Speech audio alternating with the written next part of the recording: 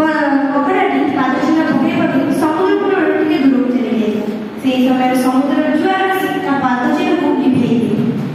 କଙ୍କଡ଼ାଟିର ରାଗ ଚରମ ସୀମାରେ ପହଞ୍ଚିଯାଏ।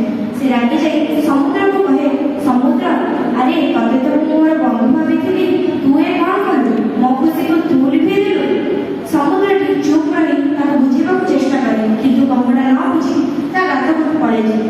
ଠିକ୍ ତା ପରଦିନ ସେ ତାର ଅନ୍ୟ ଏକ ସାଥୀ ସହିତ କଙ୍କଡ଼ାଟି ଆସେ ସେହି ସମୁଦ୍ର କୂଳକୁ।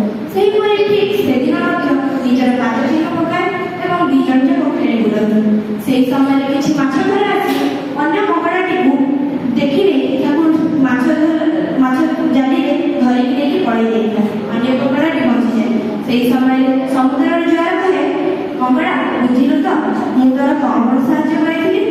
ତୋର ପାଦ ଚିହ୍ନ ଏଥିପାଇଁ ଲିଭେଇ ଦେଇଥିଲି କାହିଁକି? କାରଣ ମାଛ ଧରା ମାନେ କଙ୍କଡ଼ାମାନଙ୍କର ସେଇ ପାଦ ଚିହ୍ନ ଦେଖି କଙ୍କଡ଼ାମାନଙ୍କୁ ଧରିଥାନ୍ତି। ଏହି କଥାରେ କଙ୍କଡ଼ା କିଛି ନ କହି ଚୁପ୍ ରହିଲେ। ସେଥିପାଇଁ ସେଥିରେ ଆମେ ଏହା ଶିଖିଲେ ଯେ ଆମେ କିଛିଟା ସମୟରେ ଅନ୍ୟର ଉଦ୍ଦେଶ୍ୟ ଆମେ ବୁଝି ନ ପାରି ଭୁଲ ବୁଝିଥାଉ, ଆଉ ସେଥିପାଇଁ ଆମ ସମ୍ପର୍କକୁ ଆମେ ହରାଇ ବସିଥାଉ।